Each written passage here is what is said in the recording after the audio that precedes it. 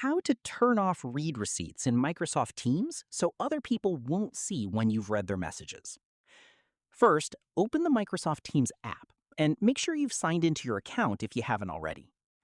Next, click on your profile picture in the top corner and go to select Settings. In the Settings menu, open Chats or Channels.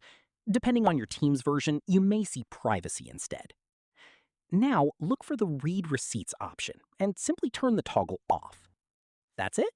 From now on, people won't see the seen status after you read their messages. Keep in mind that when you turn off read receipts, you also won't be able to see read receipts from other people. Also, if your organization manages Microsoft Teams, your IT administrator may disable this setting, so the toggle might not be available. And that's how you can disable read receipts in Microsoft Teams. If this tutorial helped you, don't forget to like the video and subscribe for more Microsoft Teams tips and easy how-to tutorials.